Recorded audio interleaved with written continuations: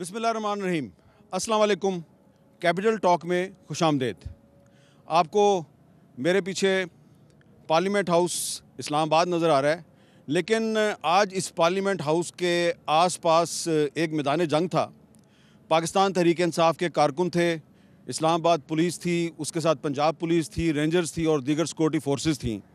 और दोपहर के वक्त एक मौका ऐसा आया जबकि पाकिस्तान तहरीक इंसाफ के जो कारकुन हैं वो ये डी चौक तक पहुंच गए। और ये आपको मेरे सामने डी चौक नज़र आ रहा है। और इस डी चौक में जो कंटेनर्स हैं इस पर भी तहरीक इंसाफ के कारकुन चढ़ गए थे, उन्होंने इस डी चौक पे कब्ज़ा कर लिया था। लेकिन अब जब शाम का वक्त है तो इस्लामाबाद पुलिस और रेंजर्स और सिक्योरिटी फोर्सेस की तरफ से जो शेलिंग हुई और रबड़ की गोलियां इस्तेमाल की गई, तो उसके बाद जो है अब डी चौक जो है वो दोबारा सिक्योरिटी फोर्सेस के कंट्रोल में हमें नज़र आ रहा है। लेकिन तहरीक इंसाफ के कारकुन कहाँ पर हैं? तहरीक इंसाफ के कारकुन इस जगह से तकरीबन 1 किलोमीटर दूर इसी जना एवेन्यू पर मौजूद हैं और वहाँ पर अभी तक उन पर आंसू गैस की शेलिंग जो है वो चल रही है। और हम कोशिश करेंगे कि उनके पास जाएं और उनसे बात करें। और उससे पहले यहाँ पर जो कारकुन थे थोड़ी देर पहले तक जो मौजूद थे उनसे भी हमारी बातचीत हुई थी।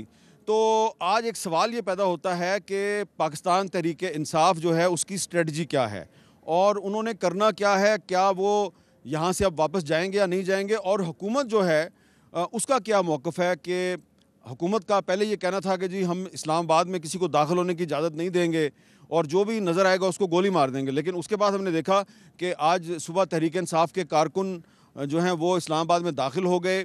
उनका जो मरकज़ी जुलूस है वो भी इस्लामाबाद में दाखिल हो गया, जो कि अभी कुछ फासले पे है। और उनका ये दावा है, जो मरकज़ी जुलूस में मौजूद क़यादत है उसका दावा है कि हमने आखिरकार डी चौक पे ही आना है। तो क्या वो डी चौक तक आएंगे और जो उनके साथ कारकुन हैं क्या वो डी चौक पे उनके साथ स्टे करेंगे और हुकूमत जो है उसकी क्या स्ट्रेटजी है?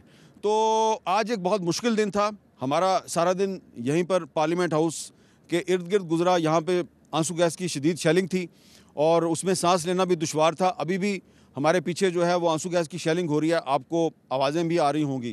तो हम सबसे पहले कोशिश करते हैं कि तहरीक इंसाफ के जो प्रोटेस्टर्स हैं जो कि यहीं पे इस वक्त पार्लियामेंट हाउस से कुछ फासले पर मौजूद हैं उनसे बात करते हैं और फिर हम कोशिश करेंगे कि हुकूमत के नुमाइंदों से भी बात करें। आप देखेंगे इस वक्त जो इस्लामाबाद की जना एवेन्यू है, डी चौक के करीब इलाका है, यहाँ पे मैं पीटीआई के कारकुनों के घेरे में हूँ। लेकिन इस तरफ आंसू गैस की शदीद शेलिंग हो रही है। इस तरफ ये देखें आंसू गैस की शेलिंग है और लोग जो हैं उनसे सांस लेने नहीं लिया जा रहा। फायरिंग हो रही है, पीछे फायरिंग हो रही है और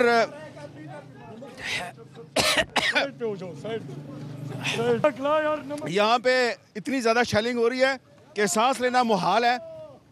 लेकिन हम कोशिश कर रहे हैं कि आगे जाके सूरत हाल का जायजा लें। सर जी मारे हम पूरा अमन एहतजाज कर रहे थे। कोई हमारे पास कहाँ से आए हैं? हम ज़ारा एबटाबाद से ज़ारे से। हमारे पास कोई डंडा कोई एहतजाज, पूरा अमन कर रहे हैं, पूरा अमन। हमें खान साहब ने निकाल दिया ना हमारे पास एक क्या हमारे पास एक हमारे पास पत्थर ही है उनसे। जी सुनने वाली बात है। हामिद साहब, हम पेशावर से एबटाबाद से मुख्तलिफ जगहों से जुलूस आए। 3 दिन से एक गमला भी हमने नहीं टूटा। आपने देखा है, आप तो खुद देख रहे हैं कि ये पुरअमन हम ये लोग हैं। ना कोई दरख्त तोड़ा, ना कोई शीशा तोड़ा हमने।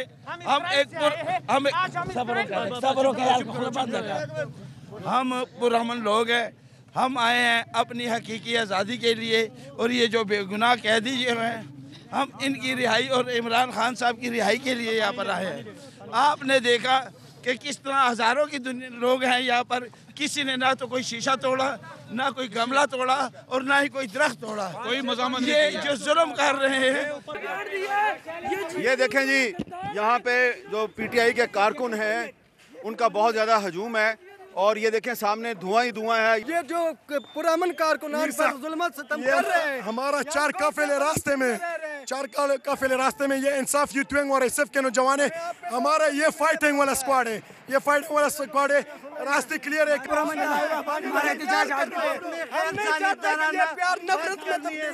आवाम के लिए बात करनी है, न कि किसी मालदार इंडस्ट्री के लिए। सर 72 घंटे का मुसलसल मुजाहिमत कर रहे हैं पिछले 3 दिनों से हमारी तरफ से। अच्छा, आप जरा 72 घंटे की मुख्तसर कहानी बताओ, कहाँ से शुरू किया? सर बेसिकली हम चित्राल से आए हुए हैं। चित्राल से हम 2 दिन पहले निकले थे। हमें पता था कि ये गवर्नमेंट जो है रास्ते में रुकावटें पैदा कर रहे हैं। बिल्कुल पुरअमन तरीके से हम यहाँ पहुँचे हुए। जिस तरह उन्होंने हमारे ऊपर शेलिंग कर रहे हैं, जिस तरह मैं आपका शुक्रिया अदा करता हूँ यहाँ कवरेज के लिए आए हामिद मीर साहब। देखे हम पुरअमन तरीके से अपना एहतजाज रिकॉर्ड कर रहे हैं। सब पता है आपको। हम मीर साहब का शुक्रगुजार है। सख्त हालत में इन्होंने हमें कवरेज दी, सख्त हालत में कवरेज दी।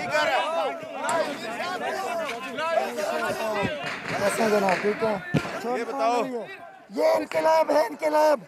हम निज़ाम के बदलने आए हैं। इमरान खान तो वैसे भी रिहा होगा जब निज़ाम बदलेगा। हम निज़ाम बदलने आए हैं। ये देखें, साहब आपका शुक्रिया, आपने हमारा हमें कवरेज दी। हामिद मीर साहब आपका शुक्रिया, आपने हमें कवरेज दी। ये फस्तायत, ये जुल्म किसी मुल्क के अंदर किसी कौम के ऊपर नहीं चलेगा। ये आंसू गैस का इन्होंने इलाज ढूंढा है जी। इनके हर किसी के पास अर्के गुलाब की शीशी है और अर्के गुलाब इंशाल्लाह जुल्म का बदला ले लेंगे। चलो ठीक है। 11 बंदे हमारे सामने मोटरसाइकिल पे जो है लेके गए हैं सर। ये अभी 20 मिनट पहले मोटरसाइकिलों पे 11 बंदे, कम से कम 11 बंदे। क्यों खामोश है? आपका बेटा क्यों खामोश है? हाँ, तो आप क्यों नहीं बोलते सर जी? आप क्यों नहीं बोलते? बोलो। ये मैं इस वक्त इस्लामाबाद के ब्लू एरिया में हूँ और यहाँ पे चारों तरफ आंसू गैस का धुआं फैला हुआ है, लेकिन पाकिस्तान तहरीक इंसाफ के कारकुन आपको नज़र आ रहे हैं, वो फैले हुए हैं इस पूरे इलाके में। आप देखें, और इसमें हमें मर्दों के साथ औरतें भी नज़र आ रही हैं और उसमें बहुत से बुज़ुर्ग भी हैं। और ये जो ख़वातीन हैं, इन दोनों ख़वातीन से बात करते हैं। अस्सलाम वालेकुम, आप कहाँ से आई हैं? मैं मुल्तान से आई हूँ। मुल्तान से? 4 दिन का सफ़र करके 4 दिन से हो गए हमें आए हुए। अच्छा जी, हमें डी चौक नहीं आने दिया। हम स्टेशनों पर घरों में रुल रहे हैं। और पीटीआई के लिए और इमरान खान के लिए फस्तायत है, हुकूमत गलत है। सर मैं भी मुल्तान से आई हूँ और हम लोग 4 दिन से मुस्तकिल सफ़र में, रास्ते की सारी रुकावटें पार करते हुए हम आए हैं यहाँ पर। और इंशाल्लाह हम अपनी कामयाबी लेकर इमरान खान को लेकर जाएंगे। एक मिनट इधर आए आगे आप। ये जो आपने मास्क लिया है, ये कहाँ से लिया है? ये हमने खरीदा है। हाँ जी, ये तो ऐसे हमारे जैसे हम दहशतगर्द है। अब ये बताओ कि आपका ऑब्जेक्टिव, आपका मकसद क्या है?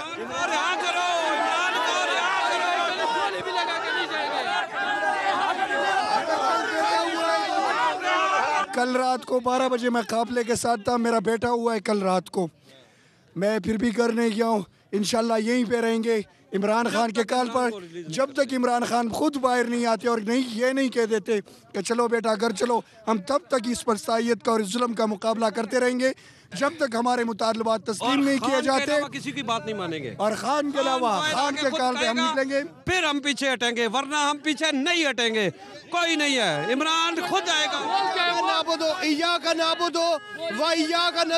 की सदाएं बुलंद करने वाले की आवाज दबाना चाह रहे हैं। ये कैसे मुसलमान है? ठीक है, हम इमरान खान को रिहाई कराए बगैर नहीं जाएंगे इधर से इंशाल्लाह। Quetta district president. आप कहाँ से आए हो? क्वेटा से आए हूँ। क्वेटा डिस्ट्रिक्ट प्रेसिडेंट नूर खान खिलजी आए खान साहब के लिए।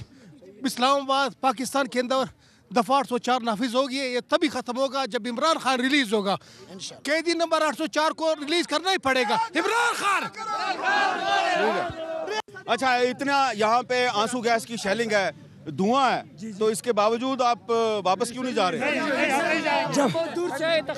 जब तक खान को रिहा नहीं किया जाए हम उस वक्त तक वापस नहीं जाए।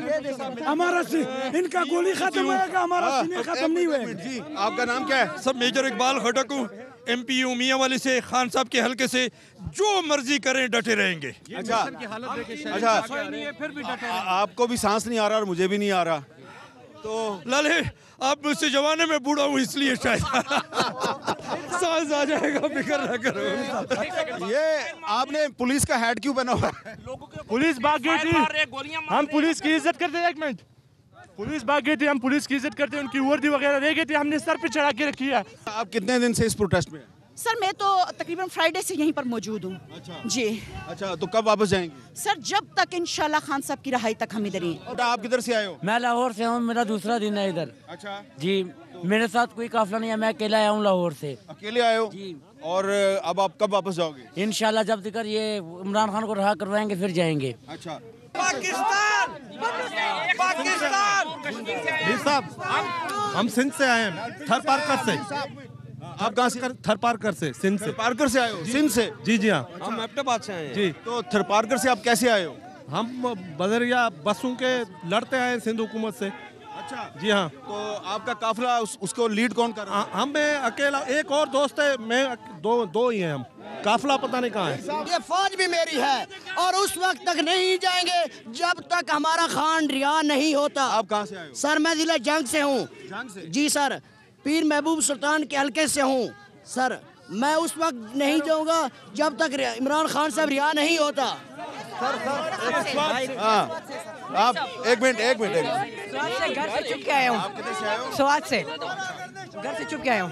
घर से छुप के आए हो? नहीं बेटा, घर वालिदैन से छुप के नहीं आते। लेकिन ये बताओ क्यों आए हो? जलसे के लिए, धरने के लिए। जब तक इमरान खान रिहा नहीं होगा हम नहीं जाएंगे यहाँ से। अच्छा, कौन सी क्लास में पढ़ते हो? 8th क्लास में। तो अगर इमरान खान को पता चल गया कि तुम छुप के आए हो तो वो खुश तो नहीं होगा? लेकिन मैंने बोल दिया कि अगर आपको फिक्र होगी तो मैं इधर ही हूँ इस्लामाबाद में। तहरीक इंसाफ के कारकुन जो है, हर कोई इंटरव्यू देना चाहता है, लेकिन आप मेरे पीछे देखें, आपको धुआं ही धुआं नजर आ रहा है। और इस धुएं में जो तहरीक इंसाफ के कारकुन है, उनका जोशो जज्बा भी अभी तक मुझे कायम नजर आ रहा है। जी, आपका क्या नाम है? यासर खान। ये क्या हुआ आपको? अभी अस्पताल से आ रहे हो? मैं अस्पताल से आके आया हूँ। आप कहाँ से आए हो? आप? मैं F7 से आया। F7 से? इस्लामाबाद में रहते हो? हाँ। तो इस्लामाबाद में रहते हो तो आपको तो अस्पताल से फारिग कर दिया आपको? फारिग हो गया अस्पताल से। चलो इंशाल्लाह अल्लाह ताला। देखिए जी, यहाँ पर इस वक्त ब्लू एरिया में पार्लियामेंट हाउस के सामने डी चौक से कुछ दूर यहाँ पे तहरीक इंसाफ के कारकुनों की एक बहुत बड़ी तादाद मौजूद है। और ये कारकुन जो है, ये इनका एक कहना है कि हम यहाँ से उस वक्त तक नहीं जाएंगे जब तक कि इनकी पार्टी के चेयरमैन को रहा नहीं किया जाएगा। सामने आपको धुएं के बादल नजर आ रहे हैं। पार्लियामेंट हाउस की जो बिल्डिंग है वो इस धुएं में छुपी हुई है। और यहाँ पे जो अक्सर कारकुन हैं, इन्होंने अपने हाथ में मुख्तलिफ आंसू गैस के शैलों के खौल उठा रखे हैं।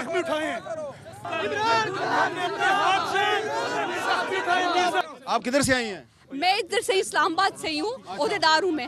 और हम 3 दिन से ये शेलिंग, परसों भी हमने ऐसी शेलिंग बर्दाश्त की है। किस तरह हमें हंट किया इन लोगों ने, कैसे कैसे औरतें जो है ना जख्मी हुई हैं, यकीन करें। इतने जालिमाना तरीकों से ये हमारे पीछे भागे हैं। हम जितना भागे हम जख्मी हुए। आपने ये क्या लगाया हुआ है चेहरे पे? ये हमने पेस्ट लगाई है। हम लोग अब तैयार हो गए ना, हमें पता है हमें सारा। जैसे जंग के लिए नहीं बंदा तैयार होता, हम तैयार होके लाते हैं, चीजें लाते हैं। ये टूथपेस्ट है ताकि जलन कम हो। आप कहाँ से आई हैं? जी मैं NA48 इनके साथ हूँ। ये हमारी मैम है NA48। यहाँ पे इस्लामाबाद के लोग भी आए हुए हैं। हम NA48 के हम अली बुखारी के हल्के से आए हुए हैं। हम सारे इस्लामाबाद की टीम ने सोहान में जो परसों कोई काफिला नहीं आया था, इस्लामाबाद की टीम थी सारी। और उन्होंने हम भरपूर मुकाबला किया रात तक, सुबह से लेकर रात तक। और औरतों ने मुकाबला किया, हम औरतों ने वहाँ खड़े होकर मुकाबला किया। ये हमारे जो है ना, इनको समझ क्यों नहीं आ रही, मुझे समझ आ जानी चाहिए। 15 लोग केपी से मरे हैं, केपी वाले मरे। और यहाँ पे हम एक ब्रेक लेते हैं और ब्रेक के बाद दोबारा मिलते हैं। कैपिटल टॉक में खुशामदेद। हम बात करेंगे वफाकी वज़ीर मनसूबाबंदी एहसन इकबाल साहब के साथ। और एहसन इकबाल साहब के हम पास खुद चल के आए हैं, इसलिए कि आज किसी को हम स्टूडियो में नहीं बुला सकते। बहुत बहुत शुक्रिया एहसन इकबाल साहब। सबसे पहले तो हम ये आपसे जानना चाहेंगे कि आज तहरीक इंसाफ का जो मार्च है, न सिर्फ इस्लामाबाद में दाखिल हो गया बल्कि डी चौक भी पहुंच गया। और अभी भी डी चौक से कुछ दूर जो है वो काफ़ी शेलिंग वेलिंग हो रही है और पूरा जना एवेन्यू जो है वो मैदान जंग बना हुआ है। तो ये जो आपके बहुत से साथियों के दावे थे, हुकूमत के दावे थे कि जी हम इनको इस्लामाबाद में दाखिल नहीं होने देंगे, तो क्या ये दावे गलत नहीं साबित हो गए?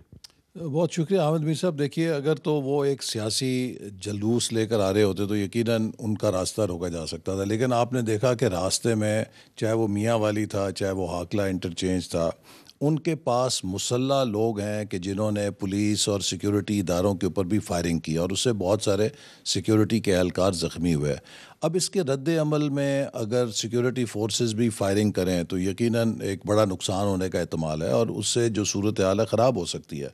तो हुकूमत ने और सिक्योरिटी फोर्सेस ने बड़े इसलिए ज़ब्त का मुजाहरा किया। हम नहीं चाहते कि शायद पीटीआई चाहती है कि वो जनाजे लेकर उठे यहाँ से, वो चाहती है कि खून रेजी हो ताकि उसको कोई बहाना मिले कि वो अपनी तहरीक को उस खून के साथ कोई ईंधन दे सके। लेकिन हुकूमत की ये कोशिश है कि हम इसे पुरअमन तरीके से ख़त्म कर दें। लेकिन सवाल यहाँ ये पैदा होता है कि जो तरीका पीटीआई ने अपनाया है और जो उनका मुतालबा है, वो कहते हैं जी इमरान खान को रिहा करो तो हम उठ जाएंगे। क्या इमरान खान साहब को किसी डिप्टी कमिश्नर ने नज़रबंदी के ऑर्डर के तहत बंद किया हुआ है कि जो इंतज़ामी ऑर्डर से उनकी नज़रबंदी वापस हो जाएगी?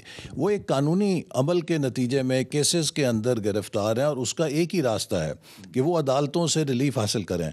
हम भी उनके झूठे केसेस का निशाना बने अदालतों में थे। ना हम अमेरिका की कांग्रेस में गए, ना हम हाउस ऑफ लॉर्ड्स में गए, ना हमने किसी अक़वाम मुत्तहिदा के दफ्तर में जाके मिन्नतें की कि पाकिस्तान के मामलात में मुदाखलत करो। हमने अपने मुकदमे पाकिस्तान की अदालतों में और इदारों में लड़े और अल्लाह ताला ने हमें सुरखरू भी किया। तो अगर आप इमरान खान साहब की रिहाई चाहते हैं तो आप अदालत में जाके केस लड़ें। लेकिन ये जो तरीका है कि आप स्ट्रीट पावर से अदालतों पे दबाव डालना चाहते हैं या आप स्ट्रीट पावर से हुकूमत पे दबाव डालना चाहते हैं और आप समझते हैं कि कनपटी पे पिस्तौल रख के अपने लीडर को रिहा करा लेंगे, फिर तो कल को कोई भी दहशतगर्द तंजीम का कमांडर पकड़ा जाएगा तो वो अपने लोगों के साथ रुख करेगा इस्लामाबाद का कि यहाँ पे जत्था लेकर आओ और अपना बंदा छुड़ा के ले जाओ।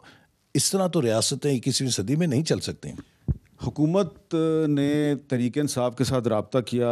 आपके कुछ साथी जो हैं मोहसिन नकवी साहब, राना सनाउल्लाह साहब, उन्होंने तहरीक इंसाफ की लीडरशिप के साथ मुज़ाकरात किए, वो कामयाब नहीं हुए, उसकी क्या वजह है? देखिए, इस वक्त तहरीक इंसाफ में एक क़यादत की कशमकश चल रही है। जो तहरीक इंसाफ की सियासी क़यादत है वो तो हालात को भी समझती है और वो सियासत की और जमहूरियत की नज़ाकतों को भी समझती है। लेकिन इस वक्त इमरान खान साहब हैं और उनके साथ उनकी अहलिया बुशरा बीबी हैं। उनका एक इंतहा पसंदी का रवैया है और गालिबन इमरान खान साहब समझते हैं कि अगर ये केसेस चले तो मैं इन केसेस से बच नहीं सकूंगा। देखिए, इसीलिए अगर वो केसेस झूठे हैं तो उनकी तो कोशिश होनी चाहिए कि जल्द अज जल्द ट्रायल ख़त्म हो।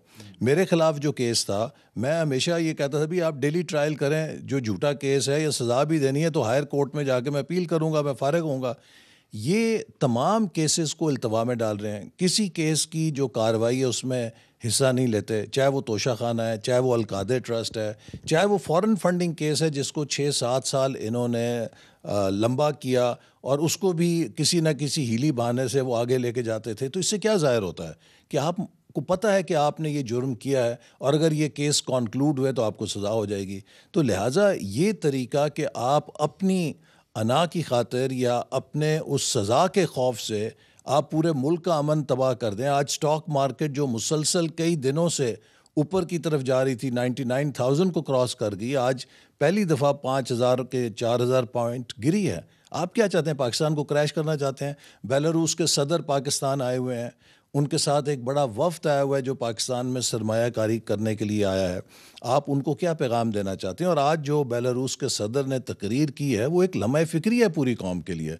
उन्होंने कहा है कि आपको बाखबर रहना चाहिए कि बाज़ बड़ी कुव्वतें आप जैसे मुल्कों के अंदर इंतशार फैला के अपने मकासद हासिल करना चाहती हैं और पाकिस्तान के अवाम को पाकिस्तान का मुस्तकबिल अजीज़ होना चाहिए कि अमन और इस्तेहकाम के साथ ही आप तरक्की कर सकते हैं। आप ये नहीं समझते कि बुशरा बीबी जो हैं वो आज पहली दफ़ा एक खुलकर उन्होंने एक सियासी एक्टिविटी में हिस्सा लिया और वो काफ़ी हद तक उसमें कामयाब रही हैं? देखिए ना, एक एक करके खान साहब के जो दावे थे उन सब की नफ़ी होती रही। वो लोगों से रसीदें मांगते थे, जब अपनी रसीदें देने की बारी आई तो वो क्लीन बोल्ड हो गए। वो दूसरों को मौरूसी सियासत के ताने देते थे और अब बिल आखिर अपनी अहलिया की सियासत की आड़ में खुद वो सहारा लेने पे मजबूर हैं और उनको आगे कर दिया है। तो किधर हैं उनके चेयरमैन? गौर साहब हैं ना, बैरिस्टर गौर उनके चेयरमैन हैं, उनके पार्टी के सेक्रेटरी जनरल हैं, बाकी पूरी लीडरशिप है। वो तो हमेशा ये कहते थे कि मैं सियासी लीडरशिप को लेकर आऊँगा, तो उनका ये दावा भी एक्सपोज हो गया। ये जो आपने अभी बेलारूस के प्रेसिडेंट की बात की है, तो उनके साथ बहुत से बिजनेसमैन भी आए हैं। उनमें से कुछ बिजनेसमैन जो हैं वो आज आपके कुछ जो साथी हैं कैबिनेट मिनिस्टर्स, उनसे पूछ रहे थे कि ये जो बुलेट्स की गोलियां चलने की आवाज़ें हैं ये क्या है। तो उन्होंने कंटेनर्स भी देखे होंगे यहाँ पे। तो जब पाकिस्तान का कैपिटल जो है वो उसको आप कंटेनर सिटी बना देंगे तो यहाँ पे इन्वेस्टमेंट कैसे आएगी? देखिए ना, कंटेनर लगाना एक लेसर ईवल है, लेकिन पाकिस्तान के पार्लियामेंट के ऊपर, पाकिस्तान के प्रेसिडेंसी या प्राइम मिनिस्टर हाउस या फेडरल सेक्रेटेरिएट्स के ऊपर चढ़ाई करके कब्ज़ा कर लेना बिगर ईवल है।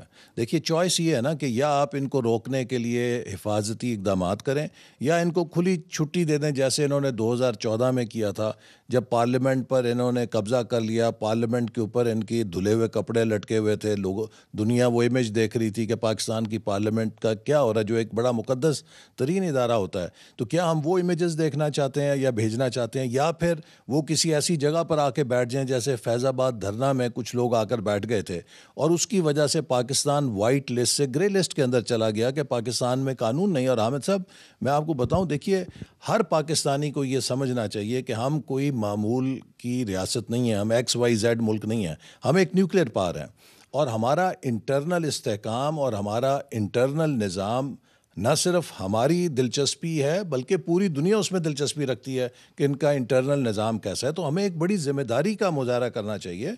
और अगर PTI की कोई सियासी ग्रीवेंसेस हैं तो हुकूमत ने तो हमेशा कहा आइए डायलॉग करें।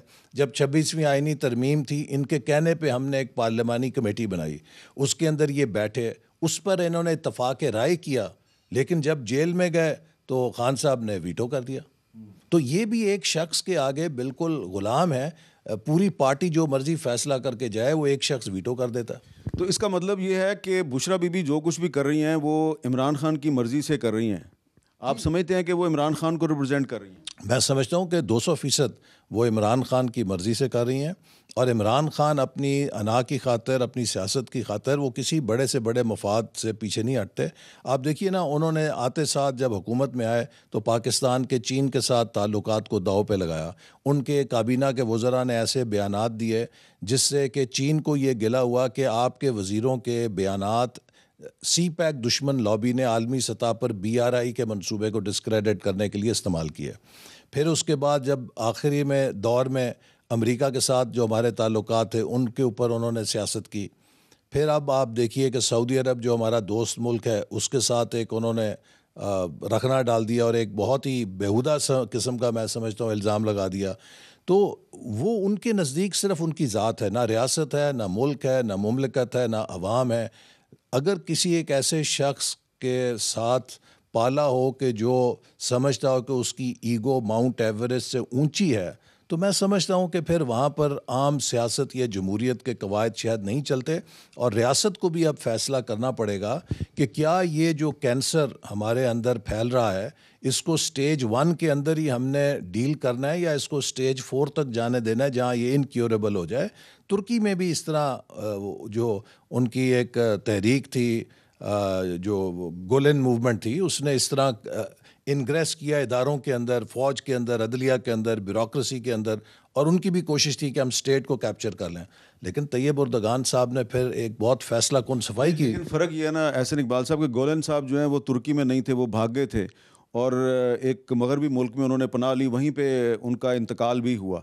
तो आप ये नहीं समझते कि आप गोलन का और इमरान खान का कंपैरिजन नहीं कर सकते? देखिए, दोनों का तर्ज सियासत एक ही है। जो गोलन मूवमेंट है उसकी भी जो हिकमत अमली है वो यही थी कि वो अपने प्रोपेगेंडे के ज़रिए लोगों को अपनी तरफ माइल करके रियासत में इदारों में नफूज़ कर रही थी और रियासत के इदारों में तकसीम पैदा कर रही थी। देखिए, इमरान खान साहब ने भी हमारी अदलिया में तकसीम पैदा की और पाकिस्तान के पहले लीडर हैं और जमात है कि जिसने एक मुनज़्ज़म तरीके से हमारी मुसल्लह अफ़वाज में भी तकसीम पैदा करने की और बगावत पैदा करने की कोशिश की। ये सब वही प्ले बुक है जो गोलन मूवमेंट की प्ले बुक थी। तो इसलिए ये और आप सोशल मीडिया का इस्तेमाल देख लीजिए कि उसको ये ऐसे करते हैं कि सच को झूठ, झूठ को सच। अभी वर्ल्ड इकनॉमिक फोरम में जो वर्ल्ड लीडर्स थे उन्होंने भी यही कहा कि world's number 1 risk is misinformation और नंबर 3 रिस्क इज़ पोलराइजेशन। तो आज ये जो एक चैलेंज है हर मुल्क को इसका सामना है और हर मुल्क ने इसका सामना करना है कि क्या हम बिल्कुल अपने मुआशरे को खुला छोड़ दें इंतशार के लिए या हमने अपनी सोसाइटी में ऑर्डर को प्रिजर्व करना है। ये बताएं कि अब तो तहरीक इंसाफ के कारकुन एक बड़ी तादाद में इस्लामाबाद में मौजूद हैं, ब्लू एरिया में मौजूद हैं और बहुत सी जगहों पे मौजूद हैं, तो अब ये वापस तो जाने के लिए तैयार नहीं है, तो अब हुकूमत की क्या हिकमत अमली है? देखिए मेरी तो ज़ाती राय ये है कि बैठे रहें। हाँ बैठे रहें, जितनी देर शौक़ पूरा करें और उनको इस तरह तो आज़ादी नहीं मिलती ना। बड़े बड़े वो होता ही है कि 2-4 दिन के बाद फिर आप बहाना ढूंढते हैं कि कोई हमें उठाने वाला आ जाए कोई हमसे झूठा सच्चा वादा करे। हमने कई ऐसे मुजाहरे देखे हैं पाकिस्तान। आपको याद है कुछ साल पहले ताहिरुल कादरी साहब आए थे, तो पीपल्स पार्टी की हुकूमत थी, तो उसने उनको कहा कि आएँ, उनको फैसिलिटेट किया। वो इसी तरह डी चौक में आए, बैठे रहे काफ़ी दिन, लेकिन फिर उनके साथ वहाँ कंटेनर में जाके मुज़ाकरात हुए थे तो वापस गए थे। तो क्या आप भी मुज़ाकरात करेंगे? अभी इनके साथ मुज़ाकरात का सिलसिला जारी रहेगा? देखिए मुज़ाकरात तो सियासी अमल का हिस्सा है, वो तो हर वक्त इनकी जो सियासी क़यादत है उसके साथ रह सकते हैं। लेकिन जैसे मैंने कहा कि इस वक्त जो सिचुएशन में डायलेमा है वो ये है कि PTI की लीडरशिप हाईजैक कर ली है इमरान खान साहब की अहलिया बुशरा बीबी ने। तो अब बुशरा बीबी के साथ कौन मुज़ाकरात करेगा? उनके साथ तो इमरान खान ही मुज़ाकरात कर सकते हैं। अच्छा, आपका क्या ख्याल है कि ये जो अब सूरत हाल है इसमें अब खैबर पख्तूनख्वा की हुकूमत और वफाकी हुकूमत आमने सामने आ चुकी है, तो जब मरकज़ और सूबे की हुकूमत आमने सामने आ जाए, चीफ मिनिस्टर जो है वो इस्लामाबाद हाई कोर्ट का जो हुक्म है उसकी खिलाफ वर्जी करते हुए डी चौक में आके तो धरना देना चाहता है, तो वफाकी हुकूमत अब क्या करेगी? देखिए मैं समझता हूँ कि इस वक्त वफाकी हुकूमत के पास ये फ़ैसला तो वज़ीर आज़म की सतह पर होगा और सीनियर लीडरशिप की सतह पर होगा। लेकिन अगर आप आइनी और कानूनी तौर पे देखें तो इस वक्त खैबर पख्तूनख्वा की हुकूमत के वज़ीर आला ने वफाक के ख़िलाफ़ बगावत कर रखी है और ये पहली दफ़ा नहीं है, इससे पहले भी वो कर चुके हैं। और सबसे बड़ी बात यह है कि जो उनके अपने फ़राइज़ हैं उसके अंदर ज़बरदस्त गफलत के मुर्तकब हो रहे हैं। आप देखिए पारा चिनार और कुरम में आग और खून की होली खेली जा रही है। वहाँ पे जिस सफाकी के साथ इंसानों को कत्ल किया जा रहा है, मैं समझता हूँ कि वो नाकाबिले बयान भी है और नाकाबिले बर्दाश्त भी है। लेकिन आप बताइए वज़ीर आला को एक दिन वहाँ जाने की तौफ़ीक हुई? वज़ीर आला ने किसी एक दिन उस चीज़ का नोटिस लिया? इसी तरह हमारे सिक्योरिटी के फोर्सेस के जवान हैं, पुलिस के एहलकार हैं, उन पर हमले होते हैं। हत्ता ये कि ख़ुद वज़ीर आला का जो अपना ज़िला है डेरा इस्माइल ख़ान टांग का इलाका वो महफूज नहीं है, लेकिन वो 15 दिनों से इस्लामाबाद पे लश्कर कशी की प्लानिंग कर रहे हैं, मनसूबाबंदी कर रहे हैं, अपने सूबाई वसाइल को MNAs और MPs को बंदे लाने के लिए, किराए पे लाने के लिए इस्तेमाल कर रहे हैं। तो ये तो एक पूरी ऐलान बगावत है और अगर इस चीज़ को आप छोड़ दें तो कल को मुझे बताइए वो गिलगित बल्तिस्तान से चीफ मिनिस्टर 5000 का जत्था ले आएंगे, कश्मीर से वहाँ के वज़ीर आज़म ले आएंगे, पंजाब का वज़ीर आला अगर आना चाहे तो 2-4 लाख तो वो भी लेके आ सकता है, सिंध से कोई आ जाएगा, कोई बलूचिस्तान से आ जाएगा।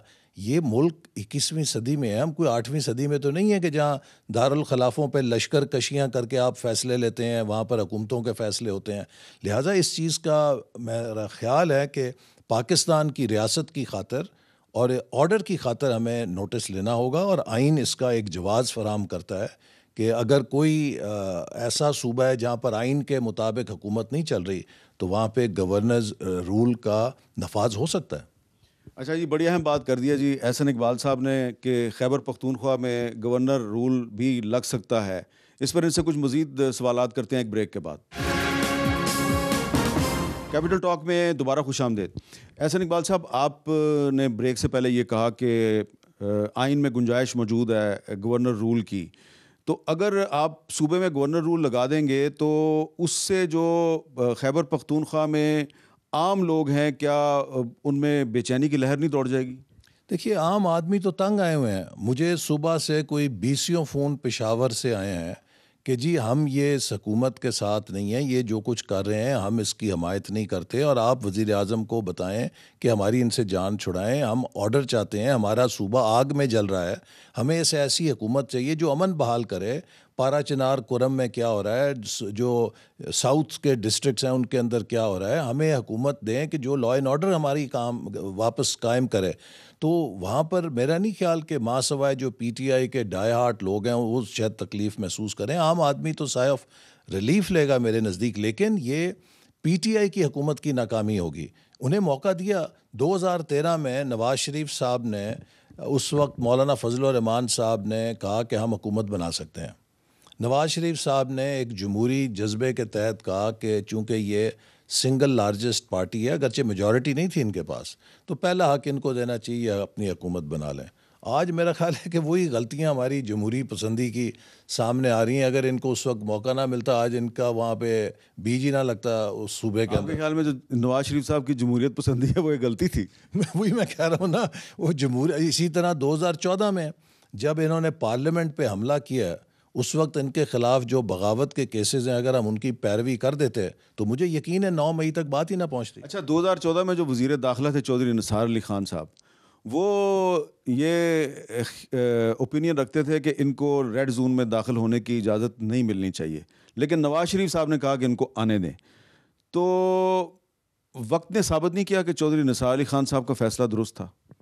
मेरा ख्याल है कि उस वक्त जो नवाज़ शरीफ साहब का फ़ैसला था, उसके नतीजे में ये एक्सपोज हुए बहुत बुरी तरह, और लोगों को पता चला कि इनके असल अज़ाइम क्या है। ये जो कहते थे कि, और आपने देखा कि फिर इसके बाद एक तसलसल है जिसमें इन्होंने तशद्दुद किया, पार्लियामेंट पे कब्ज़ा किया, पीटीवी पे कब्ज़ा किया, फिर इसके बाद जब जुडिशल कॉम्प्लेक्स है उसका क्या अशर किया, ज़मान पार्क में जब इनको समन देने गए उस पर क्या अशर किया, फिर परवेज़ खटक साहब के मज़ीद जो लॉन्ग मार्चेस थी उसमें उन्होंने क्या किया, और इसी तरह अब भी ये जो इनके पिछले मुजाहरे थे उनके अंदर इन्होंने पुलिस के साथ क्या किया, गोलियां चलाईं, अपने सरकारी वसाइल से टीयर गैस उल्टा पुलिस के ऊपर चलाई।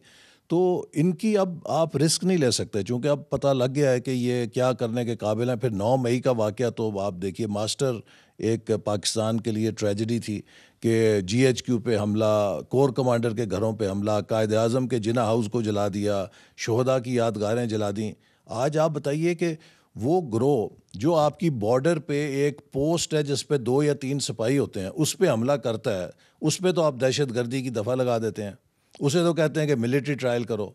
तो जो GHQ पे हमला करे, जो कोर कमांडर हाउस जला के खाक कर दे, जो फ़ज़ाइया की तनसीबात पे हमला करे जमात, उसे आप कहते हैं कि वो वाला ट्रायल दो जो जेब कुतरों का ट्रायल होता है। तो ये कौन सा इंसाफ है? तो अब वे फॉरवर्ड क्या है? देखिए, वे फॉरवर्ड यही है कि पीटीआई के हाथ में कुंजी है। अगर तो उसकी सियासी क़यादत समझती है कि बुशरा बीबी और इमरान खान उनको एक खाई के अंदर लेकर जा रहे हैं, एक डेड एंड के अंदर लेकर जा रहे हैं, तो उन्हें अपनी सियासी फरासत का मुजाहरा करना चाहिए और इस तर्ज सियासत से अलहदा होकर जमहूरियत के असूलों के मुताबिक बातचीत करें और इस तरह की पुरतशद्दुद सियासत से गुरेज करें। लेकिन अगर गवर्नर रूल लगता है खैबर पख्तूनख्वा में, तो सूरत हाल मज़ीद कशीदा नहीं हो जाएगी?